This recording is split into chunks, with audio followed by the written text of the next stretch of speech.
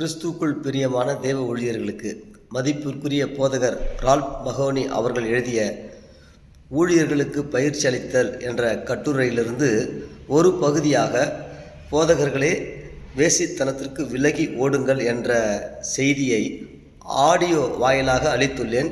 கேளுங்கள். இளம் ஊழியர்களுக்கும் மற்ற ஊழியர்களுக்கும் ஒரு எச்சரிக்கையாகவும் விழிப்புணர்வு உள்ளதாகவும் கர்த்தருக்கென்று உத்தமாய் ஊழியம் செய்ய பயனுள்ளதாக இருக்கும். ஆமென். Praise the Lord. வேசித்தனத்துக்கு விலகி ஓடுங்கள். கர்த்தருடைய ஊழியத்தை செய்கிற ஊழியக்காரர்களுக்கு மதிப்பிற்குரிய போதகர் ரால்ப் மகோனி அவர்களால் எழுதப்பட்ட அற்புதமான கட்டுரை. முன்னுரை: ஒரு தலைவனாக தேவனுக்கு ஊழியம் செய்யும் வாய்ப்பு இன்றிருப்பது போல என்றும் பெரிய வாய்ப்பாக இருந்தது கிடையாது. நாம் 11ஆம் மணி வேலை அறுவடையின் தருணத்தில் இருக்கிறோம். பெந்தேகோஸ்தே நாளிலிருந்து இன்று வரை ஆதாயம் செய்யப்பட்ட ஆத்துமாக்களை விட அதிக ஆத்துமாக்களை தேவனுடைய ராஜ்யத்துக்காக அறுவடை செய்யும் வேலை இது. இந்த உலகத்தின் சிறு பிள்ளைத்தனமான காரியங்களை விட்டு விலக விரும்பும் மனிதர்களை தேவன் தேடுகிறார். தமது வல்லமையான அணியில் சேர விரும்புபவர்களுக்கு இயேசுவானவர் ஒழுங்கான வாழ்க்கை என்ற நுகத்தடியை அளிக்கிறார்.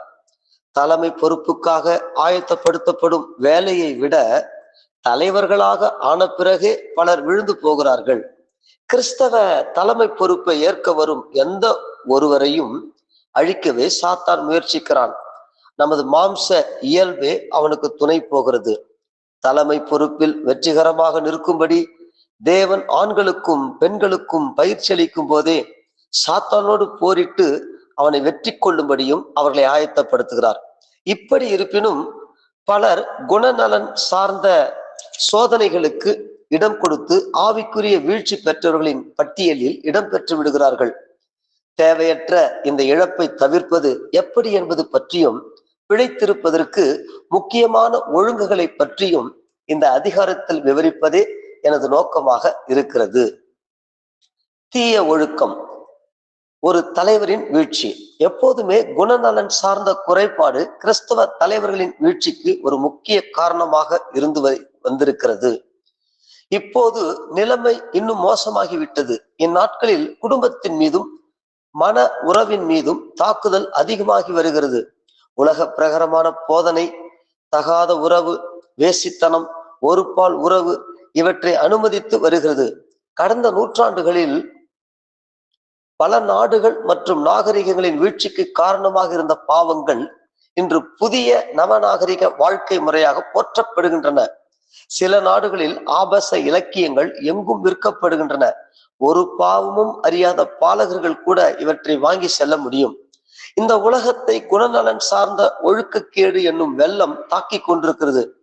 மனிதர்கள் கடைசி நாட்களில் இயல்பான நேசத்தையே இழந்து விடுவார்கள் என்று பவுல் அப்போஸ்தலரின் தீர்க்க தரிசனம் நிறைவேறி வருகிறது. இன்றைய உலகில் பலரும் மன உறவின் பரிசுத்தத்தை இழிவுபடுத்தி வருகிறார்கள்.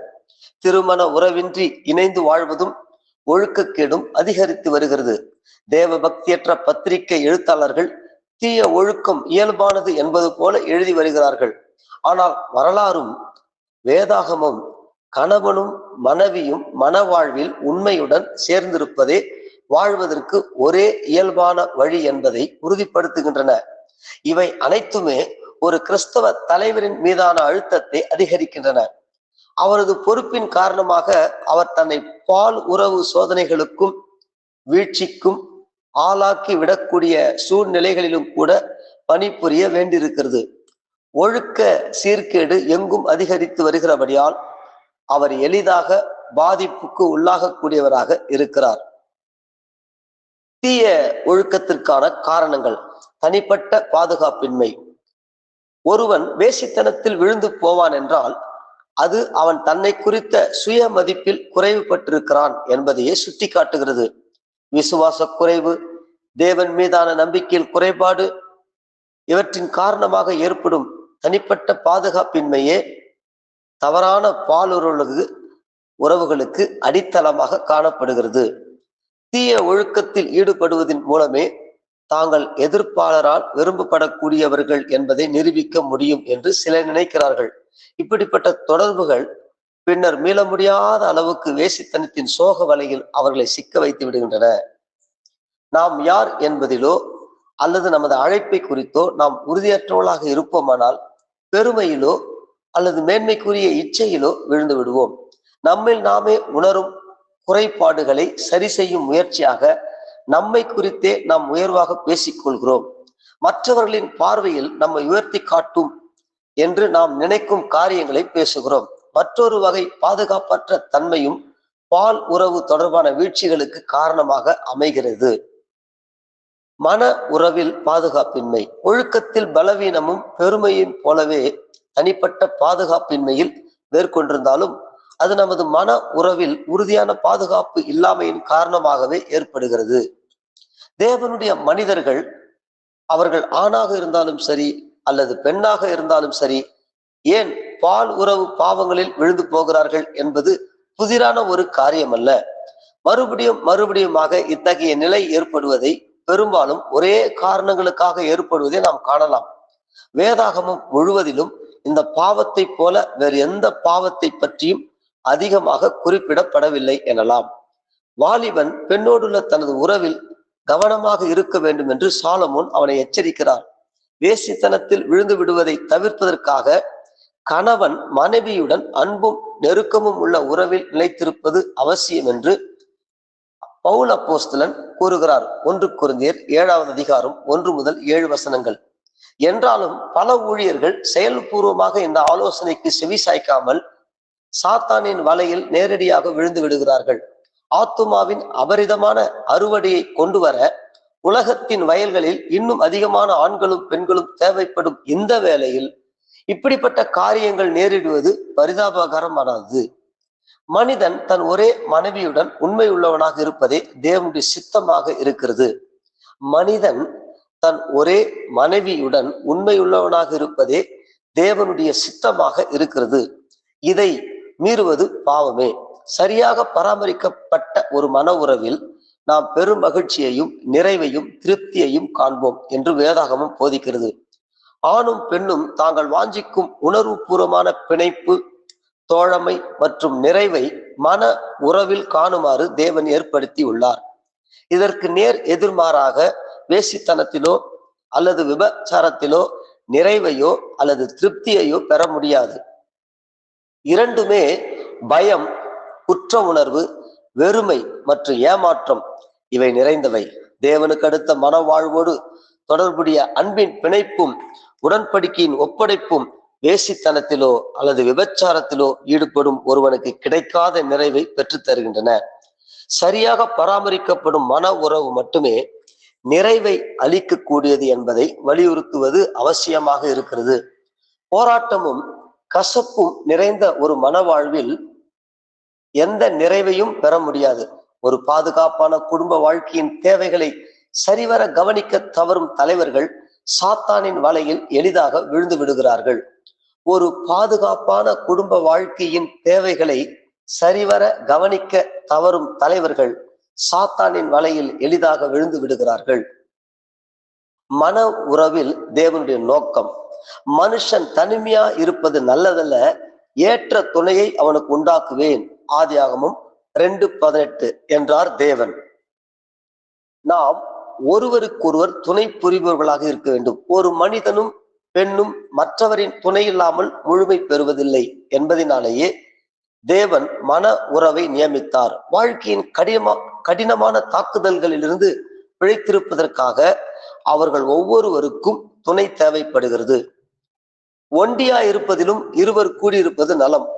ஒருவன் விழுந்தால் அவன் உடனாளி அவனை தூக்கி விடுவான். ஒண்டியாயிருந்து விழுகிறவனுக்கு ஐயோ, அவனை தூக்கிவிட துணை இல்லையே.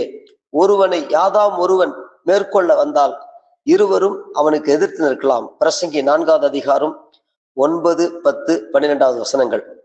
ஒருவர் மற்றவரை தூக்கி விடுவதையும் ஒருவர் மற்றவருக்கு உதவியாக இருப்பதையுமே மன உறவின் நோக்கமாக தேவன் கொண்டிருந்தார் என்று இந்த பகுதி விவரிக்கிறது. தேவன் பெண்ணை ஆணுக்காக படைக்கும் போது அவள் ஒரு துணையாக இருக்க வேண்டும் என்றே படைத்தார்.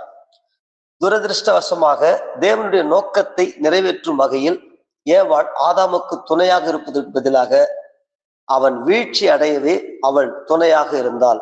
பிசாசானவன் ஏவாளை தனக்கு துணை புரிபவளாக கண்டான்.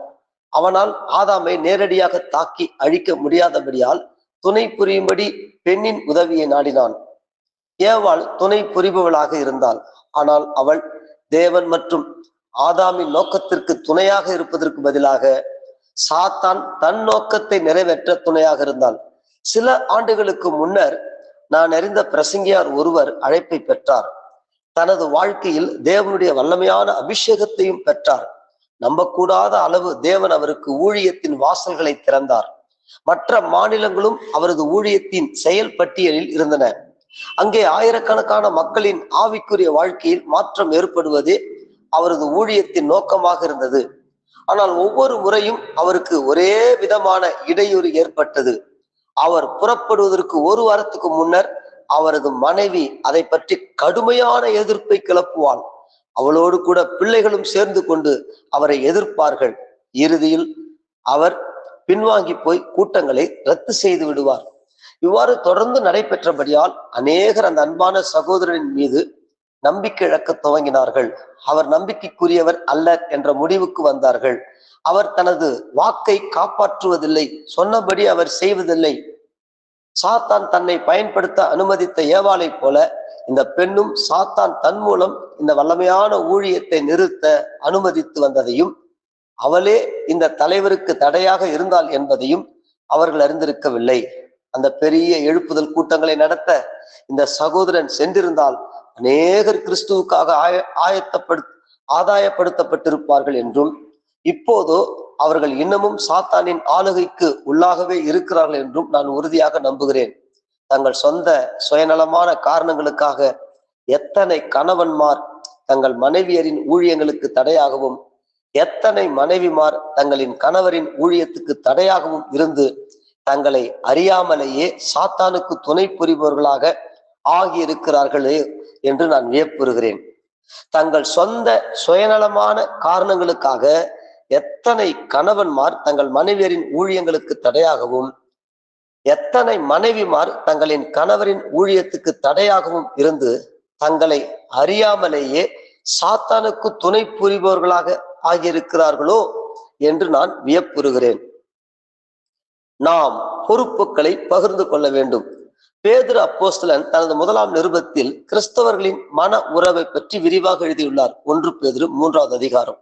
வேதாகமம் மன உறவை பற்றி கூறும்போது பெரும்பாலும் எப்போதுமே மனைவியின் பங்கு மற்றும் கடமைகளை பற்றி கூறிவிட்டு பின்னரே கணவனின் பொறுப்புகளை பற்றி கூறுவது நமது கவனத்தை ஈர்க்கிறது. ஏனென்றால் ஸ்திரீயானவளே வஞ்சிக்கப்பட்டு மீறுதலுக்கு உட்பட்டால் 1 தீமோத்தேயு 2:14 என்பதே இதற்கு காரணமாக இருக்க வேண்டும். எனவே மன உறவில் சரிவர நடந்து கொள்வதற்கு மனைவியே முதல் பொறுப்பை பெற்றிருக்கிறாள் என்ற கருத்துக்கு கொஞ்சம் ஆதாரமும் இருக்கிறது. அவள் அப்படி செய்வாளே ஆனால் குடும்பத்தில் இன்னும் அதிகமான இணக்கமான மற்றும் ஆக்கப்பூர்வமான சூழ்நிலை காணப்படும். தேவனுடைய நோக்கங்களும் நிறைவை பெறும். அவள் அப்படி செய்ய தவறினால் சாத்தான் ஏவாளின் மூலம் செயல்பட்டது போல அவள் மூலமும் செயல்படுவது லகுவாகிவிடும். ஏவாளின் மூலம் செயல்பட்ட பிசாசு ஆதாமின் ஊழியத்தையும் அழைப்பையும் தடை செய்தான். ஆதாம் விழுந்து போனான். ஆனால் மேலே கூறப்பட்டுள்ளவற்றை எவரும் தங்கள் சொந்த தவறுகளுக்காக சாக்கு போக்கு சொல்லவும், மன உறவுகளில் தங்கள் பொறுப்புகளை நிறைவேற்ற தவறியதற்கு காரணம் காட்டவும் பயன்படுத்தக்கூடாது. ஆணும் பெண்ணை போலவே அல்லது அதையும் விட மேலாகவே பொறுப்புகளை பெற்றுள்ளான். அந்தப்படி புருஷர்களே, மனைவியானவள் பலவீன பாண்டமாய் இருக்கிறபடினால் உங்கள் ஜபங்களுக்கு தடை வராதபடிக்கு நீங்கள் விவேகத்தோடு அவர்களுடனே வாழ்ந்து உங்களுடனே கூட அவர்களும் நித்திய ஜீவனாகிய கிருபையை சுதந்திரித்துக் கொள்ளுகிறவர்களானபடியினால் அவர்களுக்கு செய்ய வேண்டிய கனத்தை செய்யுங்கள். மேலும் நீங்கள் எல்லாரும் ஒரு மனப்பட்டவர்களும் இரக்கம் உள்ளவர்களும் சகோதர சிநேகம் உள்ளவர்களும் மன உருக்கம் உள்ளவர்களும் இணக்கம் உள்ளவர்களுமாய் இருந்து தீமைக்கு தீமையையும் உதாசனத்துக்கு உதாசனத்தையும் சரி கட்டாமல் அதற்கு பதிலாக நீங்கள் ஆசீர்வாதத்தை சுதந்திரித்துக் கொள்ளும்படி அழைக்கப்பட்டிருக்கிறவர்கள் என்று அறிந்து ஆசீர்வதியுங்கள். 1 பேதுரு 3வது அதிகாரம் 7 முதல் 9 வசனங்கள். குடும்பத்தில் அன்பும் கரிசனையும் நிறைந்த சூழ்நிலை நிலவும்படி காக்க வேண்டிய பொறுப்பை கணவன் மனைவி இருவருமே பெற்றுள்ளார்கள். குடும்பத்தில் அன்பும் கரிசனையும் நிறைந்த சூழ்நிலை நிலவும்படி காக்க வேண்டிய பொறுப்பை கணவன் மனைவி இருவருமே பெற்றுள்ளார்கள். அவள் தாழ்மையுடனும் பணிவுடனும் மென்மையான ஆவியுடனும் பங்கேற்க வேண்டும். குடும்ப உறுப்பினர்கள் ஒவ்வொருவருடைய பொருளாதார, உணர்வு மற்றும் செயல்பூர்வமான தேவைகள், பொருளாதார மற்றும் உணர்வு மற்றும் செயல்பூர்வமான தேவைகள் அனைத்தும் சந்திக்கப்படும்படி பார்த்து கொள்வது கணவனுடைய பொறுப்பாகும். சாத்தானுக்கு எளிதாக இரையாகுபவர்கள். குடும்பத்தில் இணக்கம் குறைவுபடும் போது கணவன் மனைவியிடமிருந்து பெற வேண்டிய உதவிக்கும் ஊக்கமூட்டுதலுக்கும் தடை ஏற்படுகிறது. புறக்கணிக்கப்பட்டதும் பாதுகாப்பற்றிருப்பதும் தோல்வி பெறுவதும் போன்றதுமான உணர்வுகள் உருவாகின்றன. இவ்வேளையில் மன உறவின் பங்குதாரர்கள் மிக எளிதாக சாத்தானுக்கு இரையாகி விடுகிறார்கள். கற்பனையாக விவரிக்கப்பட்டுள்ள இந்த நிகழ்ச்சி இது எவ்வாறு நடைபெறுகிறது என்பதை சுட்டி காட்டுகிறது. முதலாவதாக, சாத்தான் கண்ணியை வைக்கிறான். இது ஒரு எடுத்துக்காட்டே ஒழிய உண்மை சம்பவம் அல்ல. ஒரு பிரசங்கியராகிய உங்களை தேவன் ஆசீர்வதிக்க துவங்குகிறார். உங்கள் ஊழியம் விரிவடைந்து பெருகுகிறது. அதிகரித்துவிட்ட பொறுப்புகளை நிறைவேற்ற நீங்கள் அதிக நேரத்தை செலவழிக்க வேண்டியிருக்கிறது. பொறுப்புகளை எவ்வாறு பிரித்து கொடுப்பது என்பதையும் நேரத்தை எவ்வாறு நிர்வகிப்பது என்பதையும் நன்கு அறியாதவர்கள் வெகு விரைவிலேயே இந்த பிரச்சனையை சந்திக்க வேண்டியிருக்கிறது. நீங்கள் இன்னும் அதிகமாக வேலை பளுவை சமாளிக்க வேண்டியிருப்பதால் வீட்டில் நீங்கள் செலவிடும் நேரம் கொஞ்சம் கொஞ்சமாக குறைவுபடுகிறது. வீட்டில் நீங்கள் செலவழிக்கும் நேரம் கூட முன்பு இருந்ததைப் போல இளைப்பாறுதல் அளிப்பதாக காணப்படுவதில்லை. பெரும்பாலும் உங்கள் ஊழியத்தில் நடைபெறும் காரியங்களை குறித்த சிந்தனையில் மூழ்கியிருப்பீர்கள். அல்லது இன்னும் வெற்றிகரமாக நற்செய்தி அறிவிப்பதை பற்றியோ அல்லது வேதாகமத்தை போதிப்பதை பற்றியோ திட்டங்களை தீட்டிக் கொண்டிருப்பீர்கள். ஊழியத்தில் பெருமை. உங்கள் ஊழியத்தில் நடைபெறுவதை குறித்து நீங்கள் ஒரு புது திருப்தி உணர்வை அனுபவித்துக் கொண்டிருக்கிறீர்கள். தேவனால் அழைக்கப்பட்ட பணியை செய்வதிலேயே ஒருவன் பெரும்பாலும் தனிப்பட்ட திருப்தியை கண்டடைய வேண்டும் என்பதே தேவனால் நியமிக்கப்பட்ட ஒன்றாக இருக்கிறபடியால் இது வினோதமான ஒன்றல்ல. தேவன் உங்களை இன்னும் அதிகமாக பயன்படுத்தும் போது நீங்கள் முன்னர் அனுபவித்ததை விட உங்கள் பணியிலிருந்து இன்னும் அதிகமாக தனிப்பட்ட திருப்தியை பெறுவீர்கள். ஆனால் ஒரு பெண்ணை பொறுத்தவரையில் இதுவே உண்மை நிலை அல்ல. ஒரு பெண் தனது பணியிலிருந்து அதிக நிறைவை பெறுவது நிச்சயம் என்றாலும் தனது கணவரால் நேசிக்கப்படுவதிலும் அக்கறை காட்டப்படுவதிலுமே அவள் இன்னும் அதிகமான நிறைவை பெறுகிறாள். நீங்கள் உங்கள் ஊழியத்தில் அதிகமாக ஈடுபட துவங்கும் போது சில கடுமையான ஆபத்துகள் உருவாக துவங்கும். குடும்பத்தில் அதிக நேரம் செலவிட முடியாமல் இருப்பது தவிர்க்க முடியாததாக ஆகிவிடுகிறது. ஒரு தலைவனாகவோ அல்லது ஒரு ஆசிரியனாகவோ உங்கள் பொறுப்பு அதிகமாகிவிட்டிருக்கிறது. ஆனால் பெருமையும் கூட உங்களுடைய இந்த நேர ஒழுங்கின் மாற்றத்தில் ஒரு மறைமுகமான பங்கேற்க துவங்குகிறது. உங்கள் ஊழியத்தின் வெற்றிக்கு நீங்கள் இன்றியமையாதவர் என்றும் உங்களை விட்டால் சபை இயங்காது என்றும் நீங்கள் உணர தலைப்பட்டிருப்பீர்கள். ஊழியம் செய்ய மற்றவர்களுக்கு பயிற்சி அளித்து அவர்களை ஆயத்தப்படுத்தும் பணியில் நீங்கள் தோல்வி பெற்றிருந்தால், எபேசியர் 4:11-12, ஒருவரால் செய்து முடிக்க கூடாத அதிக வேலையை நீங்கள் செய்ய வேண்டியிருக்கும். இங்கேதான் தேவன் உங்களை பயன்படுத்துகிறார் என்பதை குறித்த நீதியான நன்றி உணர்வு பெருமையாக மாறும். அபாயம் இருக்கிறது. அதை கண்டறிவது உங்களுக்கே கடினமா இருக்கலாம். உங்களது வெற்றிக்கு ஆதாரமே நீங்கள் தான் என்று நம்பும்படி ஏமாற்றப்படுகிறீர்கள். உங்கள் சுய முக்கியத்துவத்தை குறித்தும் நீங்கள் பரபரப்புடன் செயல்படுவது நீங்களாகவே நினைத்துக் கொள்ளும் உங்கள் மேன்மை இவற்றை குறித்தும் பெருமை கொள்ள துவங்குகிறீர்கள். வீட்டில் குறைவான நேரம். இதே வேளையில் உங்கள் குடும்ப சூழ்நிலையும் மாற துவங்கியிருக்கும். நீங்கள் அங்கே குறைவான நேரத்தை செலவிடுவது மட்டுமின்றி நீங்கள் செலவிடும் நேரம் முன்பிருந்த தரத்திலும் இருப்பதில்லை. உங்கள் மனைவி முன்பு போல மகிழ்ச்சியாக இருக்கவில்லை என்பதையும் நீங்கள் கவனிக்க தவறியிருப்பீர்கள். அவளோடு உங்கள் பேச்சில் நெருக்கம் இல்லாமல் போய்விட்டது. நீங்கள் முதலில் அவளை திருமணம் செய்து கொண்ட போது அவளை ஆழமாக நேசித்தீர்கள், அதை வெளிப்படுத்தவும் செய்தீர்கள். ஆனால் இப்போது உங்கள் வாழ்க்கையின் பிற முக்கியத்துவங்களின் முன்னால் தான் இரண்டாந்தர இடம் பெற்றிருக்கிறோம் என்ற உணர்வில் அவள் தவிக்கிறாள். ஒரு நாள் நீங்கள் வீட்டுக்கு வரும்போது உங்கள் மனைவி கோபம் கொண்டு குறை சொல்லவும் உங்களுடன் கேள்வி கேட்கவும் துவங்குகிறாள். அவள் அமைதியாக இருக்கும் இயல்பை உடையவளாக இருந்தால் உள்ள போய் சுருண்டு படுத்து கொண்டிருக்கிறாள். நீங்கள் அவளுக்காக நேரம் செலவழிக்க வேண்டும் என்றும் அவளிடம் அக்கறை காட்ட வேண்டும் என்றும் அவள் விரும்புகிறாள். ஒரு காலத்தில் நீங்கள் இருவரும் ஒன்று போலவே உங்கள் ஊழியத்தை குறித்தும் உங்கள் தலைமை பொறுப்பை குறித்தும் மகிழ்ச்சி கொண்டிருந்தீர்கள். இப்போதோ அவள் இவற்றை தன் எதிரியாகவும் போட்டிக்கு வருபவைகளாகவும் கருதுகிறாள். உங்கள் அன்புக்காகவும் ஒப்படைப்புக்காகவும் உங்கள் ஊழியத்தோடு கூட தான் போட்டியிட வேண்டும் என்று அவள் நினைக்கிறாள்.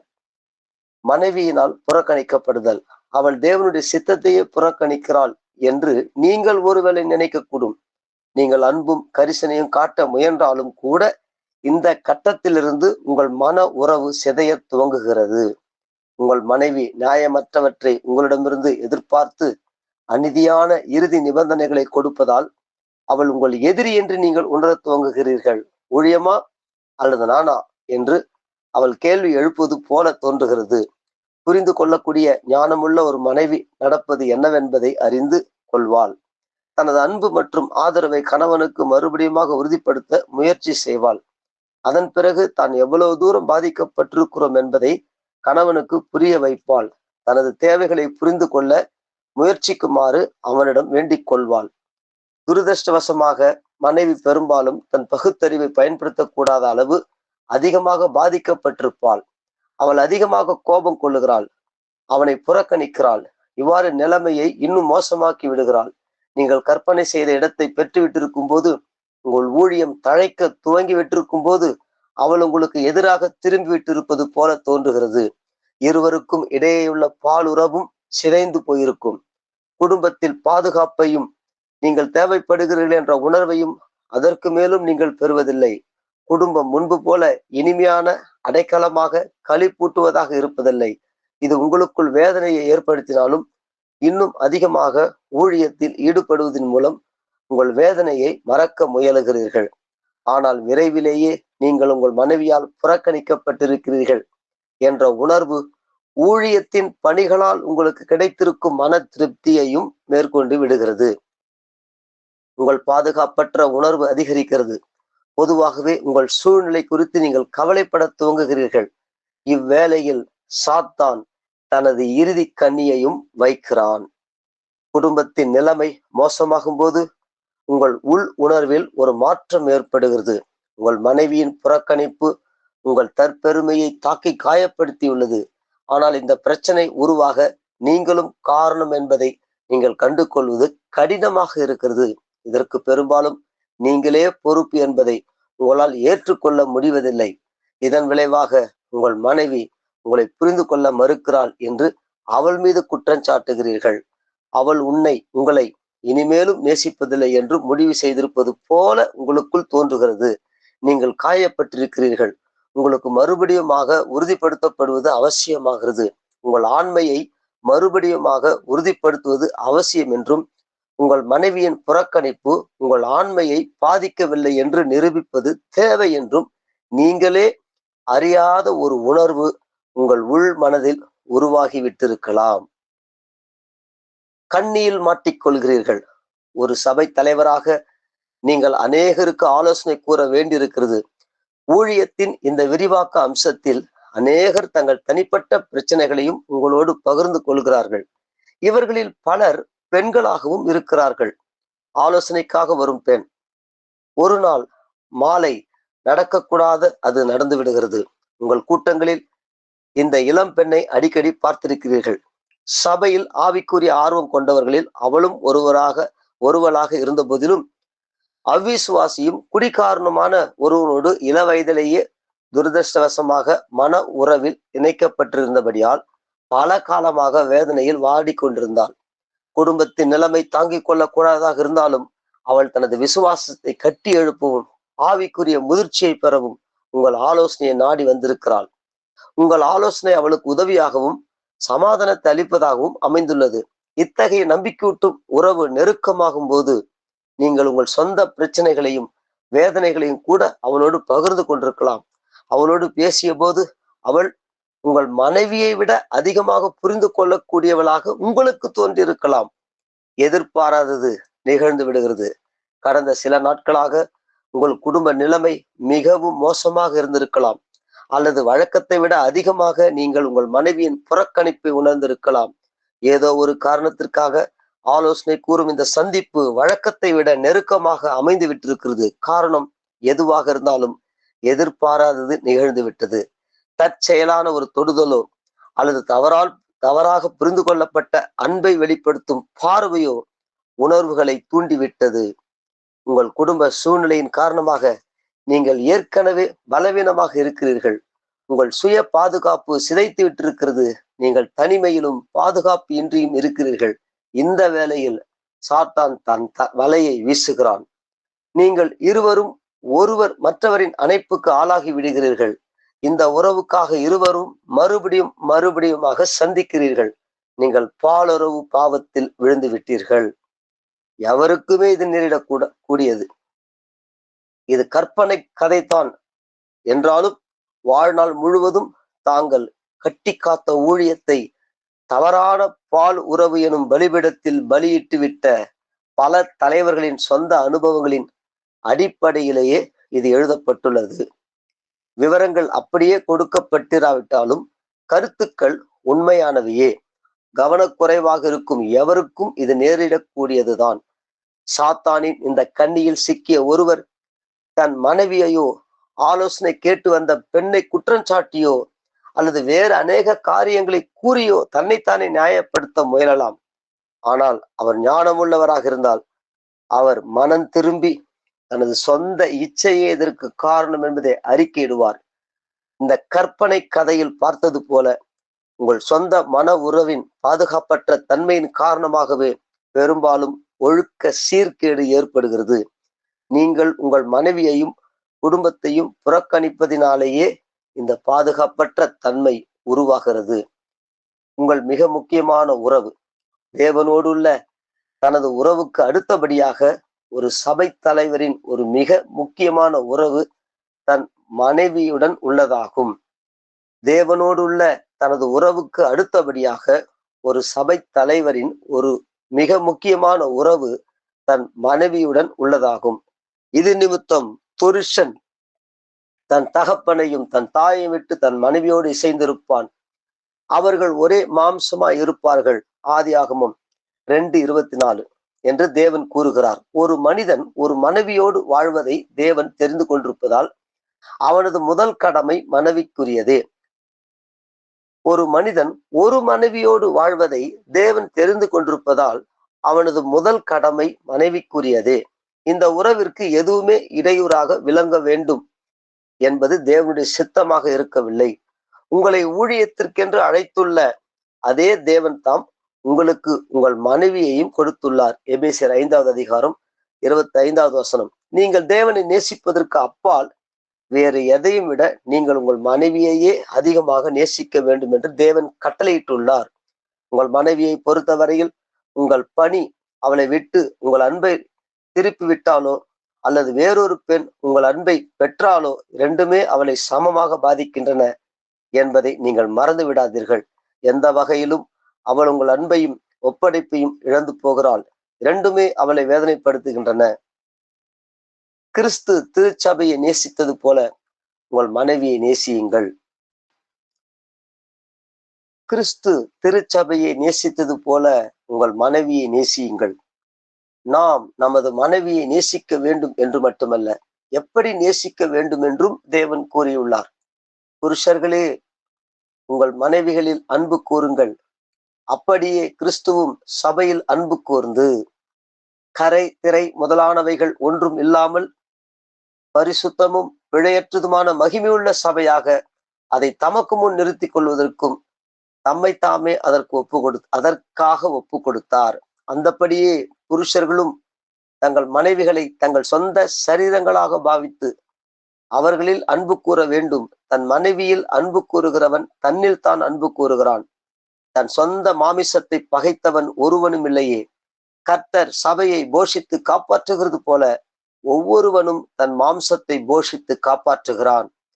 இது நிமித்த மனுஷன் தன் தகப்பனையும் தன் தாயையும் விட்டு தன் மனைவியுடன் இசைந்து இருவரும் ஒரே மாம்சமா இருப்பார்கள். எபேசியர் 5வது அதிகாரம் 25 முதல் 31 வசனங்கள். ஒரு மனிதன் தன் பெற்றோரை விட்டுவிட்டு மனைவிக்கு தன்னை ஒப்படைக்க வேண்டும் என்பதே தேவனுடைய ஆதி வழிநடத்துதலாக இருந்தது. ஒரு ஆணும் பெண்ணும் ஒருவருக்கொருவர் தங்களை ஒப்படைக்க கற்றுக்கொள்ளும் போது மன உறவின் அன்பில் நிறைவு காணப்படுகிறது. இந்த நிறைவை நீங்கள் வேறு எதிலும் காண முடியாது. அதாவது ஒரு சபை தலைவராக நீங்களும் நானும் முதலில் நமது வாழ்க்கையை நமது மனைவியருக்காக அர்ப்பணிக்க வேண்டும். நமது குடும்பம் பாதிக்கப்படும் வகையில் நாம் நமது ஊழியத்துக்கோ நமது மந்தைக்கோ அல்லது வேறு எதற்கோ நமது வாழ்க்கையை அர்ப்பணிக்கும் போது இது தேவனுடைய ஒழுங்கை சிதைக்கிறது. நமது வாழ்க்கையை நமது மனைவியருக்காக அர்ப்பணிக்க வேண்டும். நமது குடும்பம் பாதிக்கப்படும் வகையில் நாம் நமது ஊழியத்துக்கோ நமது மந்தைக்கோ அல்லது வேறு எதற்கோ நமது வாழ்க்கையை அர்ப்பணிக்கும் போது இது தேவனுடைய ஒழுங்கை சிதைக்கிறது. இது சாத்தான் உள்ளே நுழைந்து நம்மை அழித்து போட கதவை திறந்து விடுகிறது. உங்கள் ஒப்படைப்பை காத்து கொள்ளுங்கள். நீங்கள் உங்கள் மனைவியை மனம் செய்து கொண்ட போது உங்கள் வாழ்க்கையின் எஞ்சிய நாட்களில் அவளை நேசிப்பதாகவும் அவளை உண்மையுடன் பராமரிப்பதாகவும் வாக்களித்துள்ளீர்கள். ஆனால் நீங்கள் இந்த வாக்கை மீறி உங்கள் முதல் முக்கியத்துவத்திற்கான பார்வையை இழந்து போகும்போது அவளது ஆவியை காயப்படுத்துகிறீர்கள். அவள் உங்கள் மீது கசப்படையும்படி செய்து விடுகிறீர்கள். இதனால் நீங்கள் புறக்கணிக்கப்படுகிறீர்கள். தற்பெருமை பாதிக்கப்பட்டதின் சோதனைக்குள் விழுகிறீர்கள். என்றாலும் உங்கள் மனைவிக்குரிய உங்கள் ஒப்படைப்பை காத்துக் கொள்வீர்களானால் நீங்கள் உங்கள் மன உறவை வலுப்படுத்த முடியும். ஒழுக்கக்கேட்டுக்காக உங்களை சோதனைக்கு உள்ளாக்கும் சாத்தானின் சதி திட்டங்களுக்கு எதிராக நீங்கள் அதிக பாதுகாப்பை பெறலாம். நாம் நமது மனைவியரின் மாம்சிகமான இச்சைகளுக்கும் விருப்பங்களுக்கும் இடம் கொடுக்க வேண்டும் என்று தேவன் எதிர்பார்க்கவில்லை. கிருபையிலும் கிறிஸ்தவ முதிர்ச்சியிலும் வளர்ச்சி பெற ஒருவருக்கொருவர் உதவ வேண்டும் என்றே கணவனும் மனைவியும் அழைக்கப்பட்டுள்ளார்கள். என்றாலும் நாம் நமது மனைவியரின் வேண்டாத விருப்பங்களுக்கு இடம் கொடுக்காத அதே நேரத்தில் நாம் நடந்து கொள்ள வேண்டிய வகையில் அவர்களை நேசிக்கவும் பராமரிக்கவும் தவறக்கூடாது. ஒரு உறுதியான அஸ்திபாரத்தை கட்டி எழுப்புங்கள். கிறிஸ்து திருச்சபையை நேசித்தது போல நீங்களும் உங்கள் மனைவியை நேசிக்கும் போது அதனால் உங்கள் மனைவி மட்டுமே பயனை பெறப்போவதில்லை, நீங்களும் கூட பயன் பெறப் போகிறீர்கள். தன்னை நேசிக்கும் கணவனை மனைவி நேசிக்கிறாள், அவனுக்கு மரியாதை செலுத்துகிறாள். தன் கணவனால் சரியாக பராமரிக்கப்படும் மனைவி அவனுக்கு கீழ்ப்படிவது சிரமமான காரியமாக இருப்பதில்லை. தங்கள் மனைவியரை நேசித்து அவர்களை கவனித்து அவர்களோடு நெருக்கமான உரையாடலை பகிர்ந்து கொள்ளும் கணவன்மார் தங்கள் மன உறவுகளை உறுதியான அஸ்திபாரங்களின் மீது கட்டுகிறார்கள். சாத்தானின் தாக்குதல்களிலிருந்து பாதுகாப்புடன் இருக்கிறார்கள். வேசித்தனம் இராதபடிக்கு அவனவன் தன் சொந்த மனைவியையும் அவளவள் தன் சொந்த புருஷனையும் உடையவர்களாய் இருக்க வேண்டும். 1 கொரிந்தியர் 7:2. தன் மனைவியை நேசிக்கும் கணவன் அதிகமாக பாலுறவு சோதனைகளுக்கு உள்ளாக மாட்டான். ஏனென்றால் தன் சொந்த மனைவியோடு அவன் கொள்ளும் உறவே அவனுக்கு நிறைவை தரும். பவுல் அப்போஸ்தலன் இதை அறிந்திருந்தார். ஆணும் பெண்ணும் ஒப்படைப்புள்ள அன்பின் நிறைவில் வாழ வேண்டும் என்று அவர் போதித்தார். தனது சொந்த குடும்பத்தின் பின்னணியில் நிறைவை பெறும் ஒரு தலைவருக்கு தீய ஒழுக்கமான பாலுறவு தொடர்பு கவர்ச்சிகரமாக தோன்றாது. இதற்கு நேர் எதிர்மாறாக தன் துணைவருக்கு மன உரிமைகளை மறுக்கும் ஒரு ஆணோ அல்லது பெண்ணோ மன உறவில் பிரச்சனை ஏற்படுவதற்கு காரணராகி விடுகிறார்கள். உங்கள் துணைவரை தண்டிக்கவோ கட்டுப்படுத்தவோ அல்லது சுயநல நோக்கத்துக்காக பயன்படுத்தவோ பால் உறவை உபயோகப்படுத்த கூடாது. வெற்றி பெறுவதற்கான படிகள் இது அனைத்தும் சரியானது என்றும் வேதாகமத்தில் அவ்வாறே கூறப்பட்டுள்ளது என்றும் நாம் அறிந்திருக்கிறோம். ஆனால் போதகர்கள் ஊழியத்தில் வெற்றி அடையும் போது அதிக பாராட்டுகளின் மூலம் அவர்களது பெருமை ஊட்டம் பெறுகிறது. சுய முக்கியத்துவ உணர்வு அவர்கள் மன உறவுக்கு ஊறு விளைவிக்க கூடும். உங்கள் மனைவியே உங்கள் முதல் முக்கியத்துவமாக இருக்க வேண்டும். இந்த வேளையில் தான் நீங்கள் மனம் செய்து கொண்ட பெண்ணே உங்கள் முதல் முக்கியத்துவத்தை பெற வேண்டும் என்பதை நீங்கள் நினைவு கூறுவது அவசியம். உங்கள் ஊழியம் எவ்வளவு தூரம் முக்கியமானதாகவும் வெற்றிகரமாகவும் இருப்பதாக நீங்கள் நினைத்திருந்தாலும் உங்கள் மனைவிக்காக தேவன் உங்களுக்கு கொடுத்துள்ள பொறுப்பை நீங்கள் மறந்துவிட்டால் இறுதியில் தோல்வியையே தழுவீர்கள். இத்தகைய நிலைமையை பற்றி நீதிமொழிகள் திட்டவட்டமாக கூறுகிறது. ஸ்திரீயுடனே விபசாரம் பண்ணுகிறவன் மதிக்கெட்டவன். அப்படி செய்கிறவன் தன் ஆத்துமாவை கெடுத்து போடுகிறான். வாதையையும் லச்சையையும் அடைவான். அவன் நிந்தை ஒழியாது. ஸ்திரீயை பற்றிய எரிச்சல் புருஷனுக்கு மூர்க்கத்தை உண்டு பண்ணும். அவன் பழி வாங்கும் நாளில் தப்ப விடான். அவன் எந்த ஈட்டையும் பாரான். அநேகம் வெகுமதிகளை கொடுத்தாலும் அமர்ந்திருக்க மாட்டான். நீதிமொழிகள் 6வது அதிகாரம் 32 35 வசனங்கள். விழுந்து போனாலும் மெய்யாகவே மனம் திரும்பும் ஒரு தலைவனுடைய பாவத்தை தேவன் மன்னித்து மறந்து விடுவார். ஆனால் மக்கள் அதை மறக்க மாட்டார்கள். தங்கள் எஞ்சிய வாழ்நாள் முழுவதும் அதை நினைவில் வைத்திருப்பார்கள். பலர் தனது ஒழுக்கக்கேட்டின் மூலம் தங்களை ஏமாற்றி போட்ட மனிதனை ஒருபோதும் மன்னிக்கவும் மாட்டார்கள். நான் பாவம் செய்திராவிட்டால் எப்படி இருந்திருப்பேன் என்ற எண்ணம் இரவும் பகலும் இத்தகைய தலைவர்களை தாக்கிக் கொண்டே இருக்கும். ஒழுக்கத்தில் விட்டு கொடுப்பதை தவிருங்கள். பழைய மற்றும் புதிய ஏற்பாடுகள் முழுவதிலும் ஒழுக்கம் சம்பந்தப்பட்ட காரியங்களில் விட்டு கொடுக்க கூடாது என்று வார்த்தையின் மூலமும் முன்மாதிரியின் மூலமும் தேவ மனிதர்கள் எச்சரிக்கப்பட்டு வருவதை காண்கிறோம். நீதிமொழிகளும் இந்த செய்தியையே மறுபடியும் கூறுகிறது. பாலுறவு பாவத்தை விளையாட்டாக நினைப்பவன் ஒரு மூடன், மதிகெட்டவன். ஏலியின் குமாரர்கள் ஆசரிப்பு கூடாரத்தின் வாயிலின் அருகே பணிபுரிந்த பெண்களோடு பாவம் செய்ததின் மூலமாக இவர்கள் தங்களுக்கு தாங்களே தேவனுடைய நியாய தீர்ப்பை வருவித்துக் கொண்டார்கள். சிம்சோன் தெலிலால் என்ற பெண்மணியுடன் செய்த வேசித்தனத்தின் காரணமாக சிம்சோன் தோல்வி பெற்றான். தன் வாழ்க்கையை பாழாக்கி கொண்டான். தாவீது தேவனுக்கு பிரியமானவனாக இருந்த தாவீது பத்சேபாளுடன் செய்த விபச்சாரத்தின் காரணமாக தன் வாழ்நாள் முழுவதும் வேதனைகளை அனுபவித்தான். சாலமோன் விபச்சாரம் மற்றும் வேசித்தனத்தின் வேதனை தரும் பின் விளைவுகளை பற்றியே எச்சரிப்பிலே கொண்ட நீதிமொழிகள் நூலை எழுதிய சாலமோனே தனது ஒழுக்கக்கேடுகளின் காரணமாக தேவனுடைய ஸ்லாக்கியத்தை இழந்து போனான். இத்தகைய எச்சரிப்புகள் இருந்தும் கூட தங்கள் மாம்ச இச்சைக்கு இடம் கொடுப்பதனால் பல சபை தலைவர்கள் விழுந்து போகிறார்கள். நீங்களும் விழுந்து போக வேண்டியதில்லை. கவனக்குறைவான தேவ மனிதர்களை அழித்து போடும் இந்த பாவத்திலிருந்து உங்களை தற்காத்து கொள்ள நீங்கள் சில காரியங்களை செய்ய வேண்டும். உங்கள் மனைவியை நீங்கள் நேசிப்பதன் அவசியத்தை பற்றி ஏற்கனவே பார்த்தோம். இந்த பாவத்துக்கு எதிரான கோட்டைக்கு இது அஸ்திவாரமாக அமைகிறது. இந்த கோட்டை சுவர்களாக அமையும் பிற காரியங்களை பற்றி இப்போது பார்ப்போம். பரிசுத்தமாக இருக்கும்படி தீர்மானியுங்கள். நீங்கள் விபச்சாரத்திலோ வேசித்தனத்திலோ ஈடுபட மாட்டீர்கள் என்றும் தேவனுக்கு ஊழியம் செய்வதில் பரிசுத்தமாக இருப்பீர்கள் என்றும் இறுதி தீர்மானத்தை எடுங்கள். ஒரு மனிதன் ஒன்றை குறித்து உறுதியாக தன் மனதில் முடிவை எடுத்துவிட்டால் அவன் அதை ஒருபோது மாற்றிக்கொள்ள மாட்டான் என்று உளவியல் படிப்பவர்கள் கூறுகிறார்கள். ரட்சிப்புக்கு ஏதுவான மனம் திரும்புதலை பற்றி வேதாகமம் கூறும்போது இதையே சுட்டி காட்டுகிறது. 2 கொரிந்தியர் 7:10. நாம் இனிமேலும் மனதை மாற்றிக்கொள்ளக் கூடாத அளவுக்கு பாவத்திலிருந்து திரும்புவதாக உறுதியான தீர்மானம் எடுக்கும்போது ரட்சிப்புக்கு ஏதுவான மன திரும்புதலை பெற்றுள்ளோம். நம்மில் அநேகர் விபசாரமும் வேசித்தனமும் விளையாடுவதற்குரிய பாவங்கள் அல்ல என்று நம்பினாலும் கூட நம் உள்ளத்தின் ஒரு மூலையில் அதை குறித்த எண்ணம் கொண்டிருக்கவே செய்கிறோம். இப்படிப்பட்ட சிந்தனை நம் உள்ளத்தில் வரும்போது அதை உடனடியாக அகற்றுவதும் இல்லை. அந்த எண்ணத்தை கொடுக்கும் சாத்தானை எதிர்த்து போரிடுவதும் இல்லை. சகோதரர்களே, இப்படி செய்வதன் மூலம் உங்கள் சொந்த அழிவுக்கான விதைகளையே நீங்கள் விதைக்கிறீர்கள். இந்த எண்ணங்கள் எவ்வளவு சிறியவைகளாகவும் முக்கியம் இல்லாதவைகளாகவும் இருந்தாலும் சாத்தான் தனது காலடியை எடுத்து வைக்க அவை இடம் கொடுத்து விடுகின்றன. உங்கள் சிந்தனைகளை காத்துக் கொள்ளுங்கள்.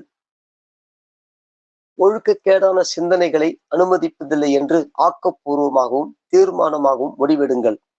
எல்லா காவலோடும் உன் இருதயத்தை, அதாவது உள்ளத்தை காத்துக்கொள், அதனிடத்தினின்று ஜீவ ஊற்று புறப்படும். நீதிமொழிகள் 4:23.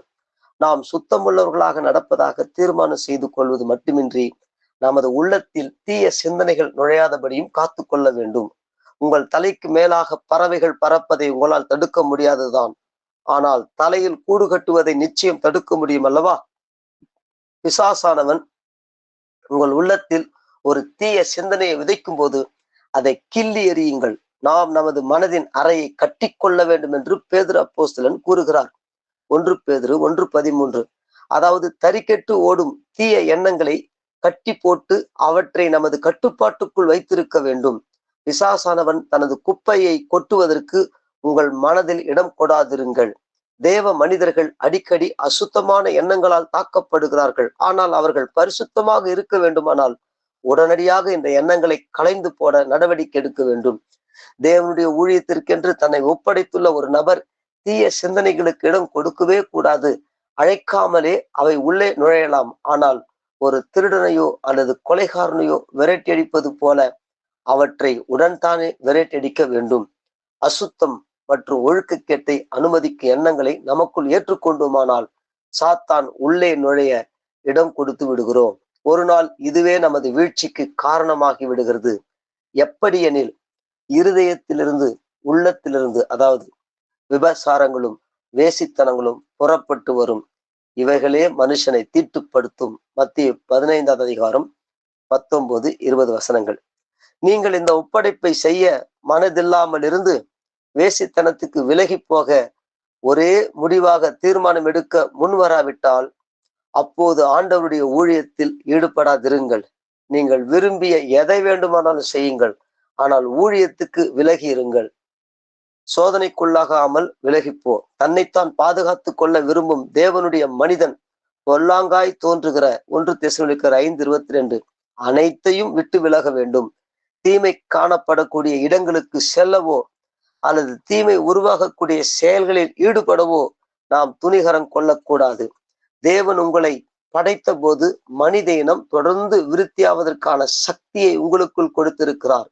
தேவன் தமது வார்த்தையின் மூலம் நமக்கு சுட்டி காட்டியுள்ள எல்லைக்கு அப்பால் நாம் அதை வீணடிக்க கூடாது. தேவன் உங்களை படைத்த போது மனித இனம் தொடர்ந்து விருத்தியாவதற்கான சக்தியை உங்களுக்குள் கொடுத்திருக்கிறார். தேவன் தமது வார்த்தையின் மூலம் நமக்கு சுட்டி காட்டியுள்ள எல்லைக்கு அப்பால் நாம் அதை வீணடிக்க கூடாது. உங்கள் குணத்தின் காரணமாகவோ அல்லது சூழ்நிலையின் காரணமாகவோ நீங்கள் இந்த சக்தியை விரயம் செய்யக்கூடிய இடங்களுக்கு உங்களை நீங்களே கொண்டு செல்வது மடத்தனமாகும்.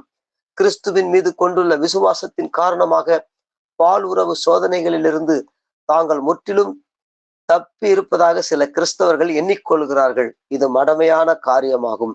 நாம் பிசாசுக்கு எதிர்த்து நிற்க வேண்டும் என்று கட்டளையிடப்பட்டுள்ளோம். ஆனால் வேசித்தனத்தை பொறுத்தமட்டில் விலகி ஓடுங்கள் என்றே கட்டளை பெற்றுள்ளோம். யாத்திராகமம் 4:7, 1 கொரிந்தியர் 6:18. அனைத்து தீய ஆவிகளின் மீதும் நமக்கு அதிகாரம் உண்டு. பரிசுத்த ஆவியானவரின் வல்லமையில் நடப்பவர்களுக்கு பிசாசுகளும் கீழ்ப்படுகின்றனர். ஆனால் பாலுறவு சோதனைகளை பொறுத்தமட்டில் நாம் திரும்பி விலகி ஓட வேண்டுமென்றே தேவன் தெளிவான போதனை கொடுத்துள்ளார். நேரடியாக தாக்கும் பாலுறவு சோதனையை எவ்வாறு மேற்கொள்வது என்பதற்கு யோசேப்பு சிறந்த முன்மாதிரியாக இருக்கிறான். போத்திபாரின் மனைவி தன்னோடு விபசாரம் செய்யும்படி அவனை வற்புறுத்திய போது தன் ஆடையை கூட அவனிடம் விட்டுவிட்டு வெளியே ஓடி போனான் என்று வேதாகமம் குறிப்பிடுகிறது. ஆதியாகமம் 39ஆம் அதிகாரம் 12வது வசனம். நாமும் இவ்வாறு தான் விலகி ஓட வேண்டும். வேசித்தனத்துக்கு விலகி ஓடுதல் என்பது நேரடியாக நம்மை சிக்க வைக்கும் முயற்சிகளிலிருந்து ஓடி போக வேண்டும் என்று மட்டும் அர்த்தமல்ல. பாலுறவு சோதனை உருவாகக்கூடிய சூழ்நிலைகளிலிருந்தும் நம்மை காத்து கொள்ள வேண்டும். கிறிஸ்தவ ஊழியத்தில் ஈடுபட்டுள்ள நாம் எதிர்ப்பாளருக்கு ஆலோசனை கூறும் வேலைகளில் எச்சரிப்புடன் இருக்க வேண்டும். தனியாக இராதேயுங்கள். நான் அறிந்த ஒரு நற்செய்தியாளர் எப்போதுமே எதிர்ப்பாளரோடு தனியாக இருக்க மாட்டார். அவர் எங்கே சென்றாலும் ஒன்று அவருடைய மனைவி அவருடன் இருப்பாள், அல்லது அவருடைய குழுவை சேர்ந்த ஆண் உறுப்பினர் ஒருவர் அவருடன் செல்வார். ஞானம் உள்ளவர்களாகவும் பரிசுத்தத்துக்கு ஒப்படைப்புள்ளவர்களாகவும் இருக்கும் பிரசங்கிமார்கள் சாத்தான் அவர்களை எளிதாக தாக்கக்கூடிய சூழ்நிலைகளில் ஒருபோதும் இருக்க மாட்டார்கள். எதிர்ப்பாளருக்கு ஆலோசனை கூறும் வேலைகளில் எப்போதுமே வேறு ஒருவரை அருகே வைத்திருங்கள். தனியாக இருக்கும் சூழ்நிலைக்கு இடம் கொடாதிருங்கள். அரை கதவை திறந்து வைத்திருங்கள். பாவம் நுழையவே முடியாதபடி காத்து கொண்டால் அது நிச்சயம் நுழையாது. துர் இச்சைகளுக்கு இடமாக உடலை பேணாமல் இருக்க வேண்டும் என்று ரோமர் 13ஆம் அதிகாரம் 14வது வசனத்திலே பவுல் அப்போஸ்தலன் கூறுகிறார். அதாவது உங்கள் மாம்சீக இயல்பை தட்டி எழுப்பி அது உங்கள் குணாதிசயத்தை தன் கட்டுக்குள் வைத்திருக்கும் வாய்ப்பை அளிக்கக்கூடிய எதையும் செய்யக்கூடாது. எந்த இடத்துக்கும் செல்லக்கூடாது. நாம் ஏற்கனவே கூறியபடி தேவன் இன விருத்திக்கான வலுவான சக்தியை நமக்கு கொடுத்திருக்கிறார். இந்த சக்தியை சரிவர கட்டுக்குள் வைத்திருக்க தனிச்சிறப்பான உறவு முறை ஒன்றையும் அவர் உருவாக்கி உள்ளார். இந்த சக்தியை பற்றியறிய செய்து ஆனால் அணைக்க முடியாத சூழ்நிலைகளில் நம்மை நாமே வைத்திருப்பது மடத்தனமாகும். இந்த நெருப்போடு நீங்கள் விளையாடினால் நிச்சயமாக உங்களை பொசுக்கிவிடும். கடுமையாக கணக்கு கொடுக்கக்கூடிய வகையில் இருங்கள்.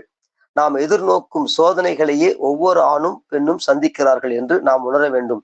இல்லாவிட்டால் பெரும்பாலானோர் இதில் விழுந்து போயிருக்க மாட்டார்கள். ஒரு போதகராக நீங்கள் அடிக்கடி உங்கள் பணியில் ஊக்கமிழந்து போக நேரிடலாம். நீங்கள் மட்டுமே இத்தகைய போராட்டங்களை பெறுகிறீர்கள் என்று நினைப்பதிலிருந்து நீங்கள் விடுபட வேண்டும். இது சாத்தான் உங்களுக்குள் உருவாக்கும் ஒரு பொய்யாகும். சாமர்த்தியமாக நடந்து கொண்டு உங்களை நீங்களே பாதுகாத்துக் கொள்ளுங்கள். நீங்கள் உங்கள் உணர்வுகளை பகிர்ந்து கொள்ளக்கூடிய ஒரு சகோதரனிடம் அல்லது நீங்கள் ஒரு பெண்ணாக இருந்தால் ஒரு சகோதரிடமும் தேவன் உங்களை வழி நடத்த இடம் கொடுங்கள். இந்த போராட்டத்தில் ஒருவருக்கு ஒருவர் உதவி செய்யக்கூடிய வகையில் ஒருவரை ஒருவர் புரிந்து கொள்ளுங்கள். ஒருவராக இருப்பதை விட இருவராக போராடுவது மேல் என்று வேதாகமும் கூறுகிறது. இயேசுவானவர் தமது அப்போஸ்தலர்களை இருவராக அனுப்பியதன் மூலம் இதை உறுதிப்படுத்தினார். ஒரு பலவீனமான வேலையில் நீங்கள் அகப்பட்டுக் கொள்ளும்போது உங்களுக்கு உதவக்கூடிய ஒருவர் அருகே இருப்பது மாபெரும் பாதுகாப்பாகும். குறிப்பாக இந்த சோதனையை பொறுத்தவரையில் அனைவருமே பலவீனமான வேலைகளை சந்திக்க வேண்டியிருக்கும். சுருக்கம்: பாலுறவு பாவத்தில் வீழ்ச்சியடைவது உங்கள் ஊழியத்தை அழித்துவிடும். உங்கள் ஆத்துமாவில் நிரந்தரமான வடுவை ஏற்படுத்திவிடக்கூடும். இந்த பாவத்தில் பலர் விழுந்து போனாலும் கூட நீங்கள் விழுந்து போக அவசியமில்லை. பிசாசானவனின் இந்த கொடிய அம்பிலிருந்து உங்களை பாதுகாத்துக் கொள்ள நீங்கள் செய்ய வேண்டியவற்றை பற்றி மறுபடியும் பார்ப்போம்.